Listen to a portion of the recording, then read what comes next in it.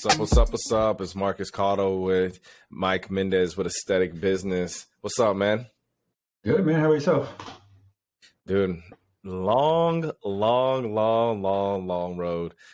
dealing with that first commercial unit, man. And actually, I'm done, and I'm just getting it back on the market, and was able to get everything renovated and everything done. Actually, yesterday, had my daughters go in there and clean it up and everything like that, and just got a little, some plugs to take care of with some electrical things, and that's it, man. We're up for business.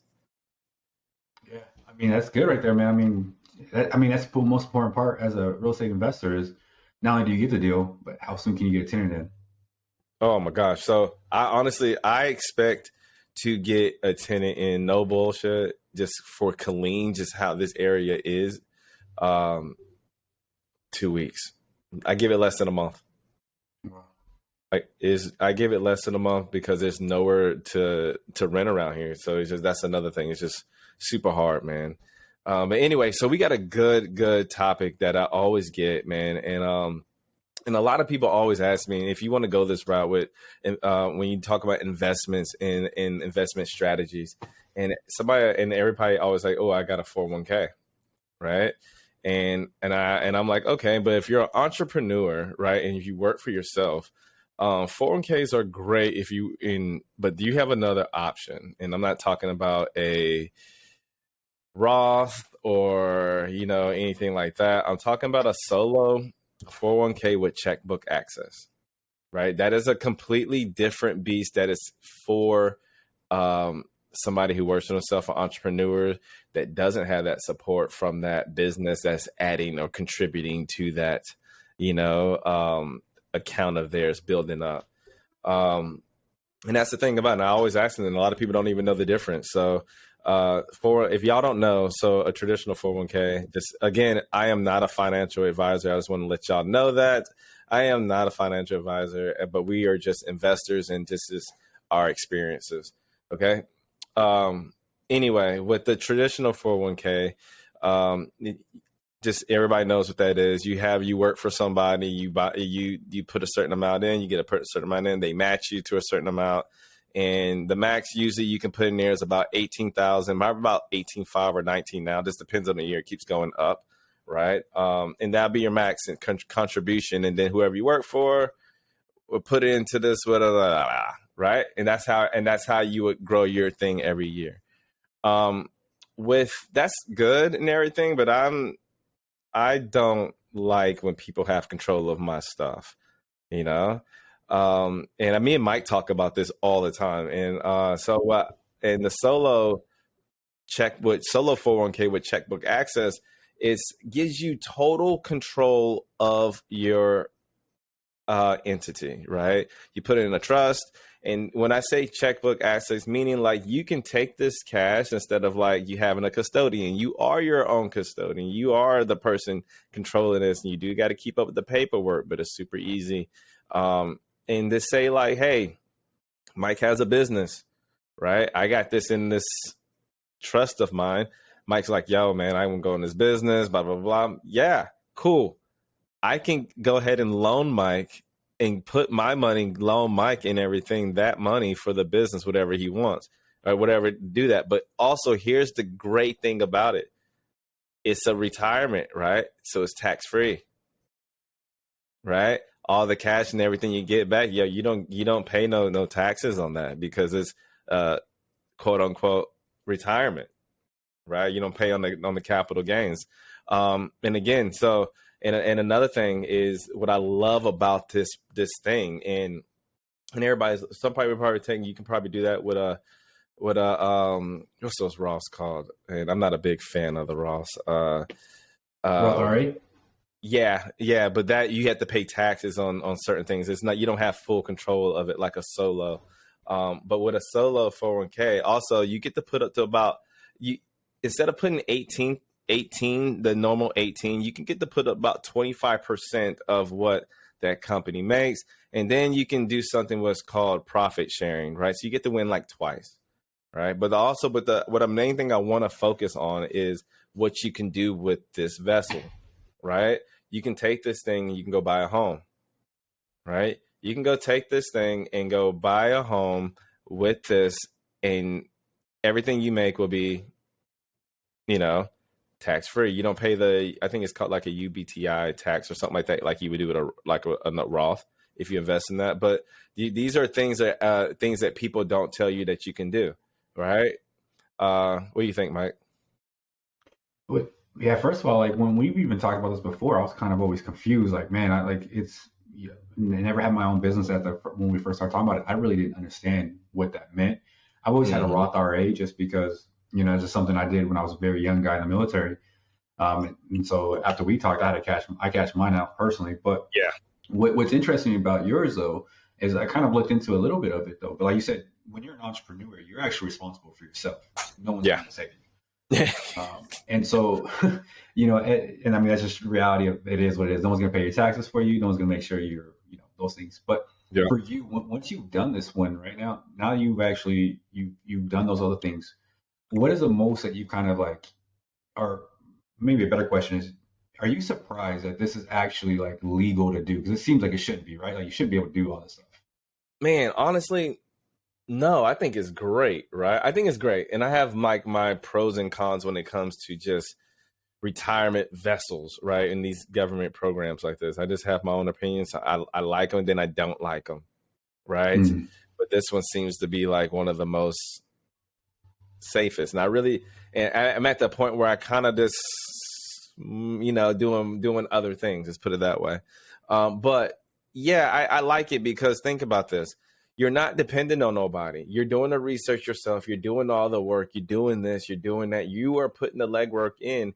Why not take control of your own shit? Right? It was honestly when I started taking control of my own assets and stop letting somebody else do it is when I started scaling the most. Right? Honestly, because you got to think the people that are holding your assets are taught by the system. Their school is taught by the system itself, So yeah, they're gonna do what the system does. It's not their fault. They're just doing what they're taught to do. So that's another problem for me. But when it comes to just this type of entity, if you're an entrepreneur, I would definitely look into this because a solo 401k checkbook access, meaning like, hey, you know what? I want to buy this today. Boom, boom, boom, boom. But when you do it with the homes, right? When you buy homes with it, it works differently. You don't do deals the same way, right? I own a couple homes in this thing, right? So, but when you do it, you have to do what we call you have to do a non-recourse loan. That's what you have to do, right? A non-recourse loan, meaning like, and that's what another thing I love about this.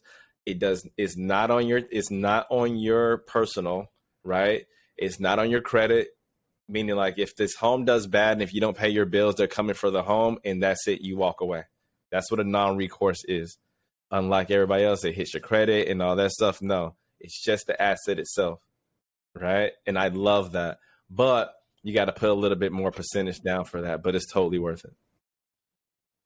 Yeah, I think what's interesting about that stuff, man, like, when you start hearing about these different things and you start seeing people that are being wealthy, and that's why I referenced earlier, like, should it be illegal? Is because I always like to get that topic off of there because people are like, there's no way this is like, yeah, this is actually the way you do business. If you're on the road to wealthiness and stuff like that, I think what happens is you start listening to other people, and there's far more tools in the tool belt in a sense that are available Yeah. that you can just it's almost like I was hearing from an accountant saying that if you do the stuff the way the government wants you to do it, like in business with them, that Yeah. is how they repay you back by doing this stuff. So I think that's awesome. And so one of those things that like when you started doing this, how far along were you in your business when you started doing this? Man, that's a complicated question because I would say how long was I back in the United States? How about that? All right. Mm. Because overseas, I was living over there for 11 years, almost 12 years. So coming back to the States is having resources. I would say 3 years back from being back into the States, I was like, oh, okay, this is what's going on. Cause you can see a lot more, get a lot more access, Mm. and things like that, meet more people. So I would say 3 years into that. So I would say like that. Yeah. Okay. And then for that one, Was you kind of, what do you think is someone like someone starting out with a new business? Should they do this right away, or what kind of like skill level in a sense, or kind of maturity of their business they should be going looking at this? Honestly, I think it's the best. I think it's, in my opinion, if you want control of your stuff, I think it's the best way to go. And the reason why I did this and what made me do it, right? Because I was into the cannabis industry like way before it blew up, right?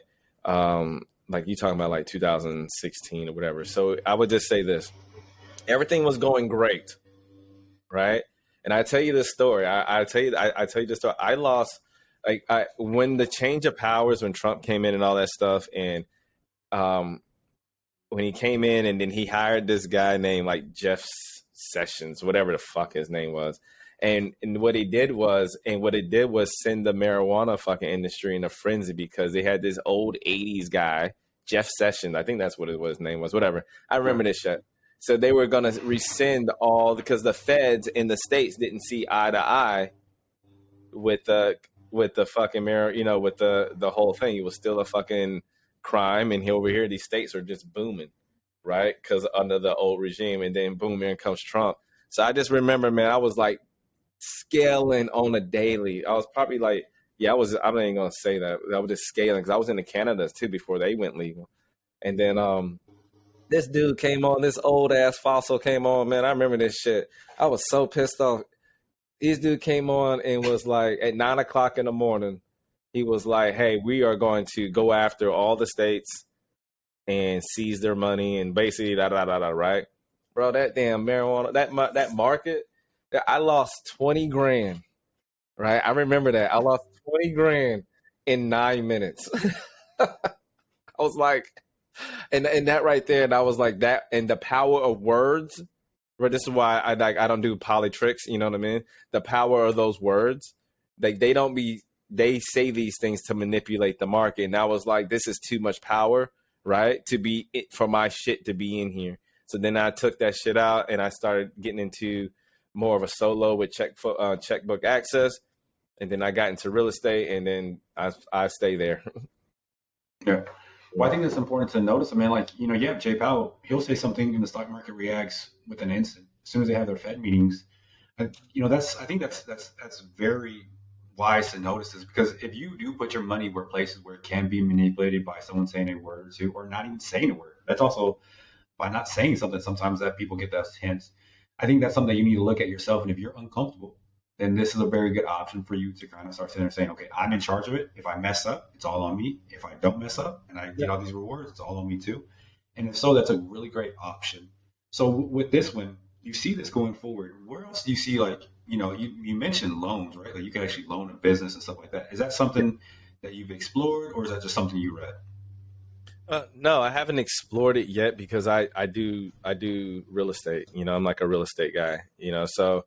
But no, I haven't tried it yet. I'm actually eager to do it. But the thing is, I'm not concentrating on that right now as far as like, because I scaled it as much as I kind of want, but I'm just so into like eventually getting everything out of there and just taking my little slap on the wrist and just not having anything into any entity but my own. You know what I mean? So that way I'm not have to wait till this age and to do this. You know what I mean? So that right there. But I just love the fact that I can do things in this entity and still be able to do things over here. So I'll scale it to where as much as it needs to go, because they are great tax umbrellas. Let's put it that way. Well, that's dope, man. I think finally, making this one a really short and sweet one, which is, I think, a lot of information. Where's the information that you got this from? Did you read a book? Did you talk to somebody? Is it a podcast? Where are you getting this information, and where do you think others could probably get more information as well? Oh man, so I was actually on late night one time, and I was looking at this YouTube, and just YouTubing like different entity solos and stuff like that. And I just came into this thing called I was looking at this guy named Dimitri. Anybody want to get in touch with me, reach out to me, and I'll give you the link to where I am at for my solo 401k. Super easy to set up with checkbook access. They'll send you a checkbook, send you a card, send you a bank. You have a whole bunch of banks to pick from that actually does these things and stuff like that. So when you're actually ready to do deals, they're familiar with them, right? And that's another thing because every bank doesn't do like non-recourses and stuff like that. But I like it, man. I like it. Somebody said it was like the dark side of, I think a dude off Bigger Pockets, Brandon, he said it was like the dark side of investing, and he ain't fucking lying, man. It is like a back door nobody knows about, but it's there. Dope. Well, man, I'm glad you shared that information. Like I said, when we first talked about it, I was like, okay, I know what a 401k is, but I don't know what the solo and stuff like that. And then, seeing that on some people's like property taxes, that's their company that has it in there. Yeah. I think that's dope knowing that A, this is possible. B, that, we get to a point where if you want to start being in control of more of things and doing that, I think that's a great option. You did mention there's other things that you could do. So it's not just this, but this is where you've explored. And Yeah. most importantly, you explore this, but what you're interested in and what you already know very well. Yeah, 100%. So the thing is, I want to take y'all out. The biggest thing is always ask yourself, am I beating the fucking market? If you're beating the market and you're getting a bigger return than what you were having somebody else control it, then what are you doing? All right. So that's really it. Am I beating where I was? Am I beating the market? That's what you want to say. But when you do real estate, you're scaling twice. You're scaling the equity, you're getting the rents, you're getting the write-offs. That's all I'm saying. So, yeah. Dope. All right, man. Till next time. Yep.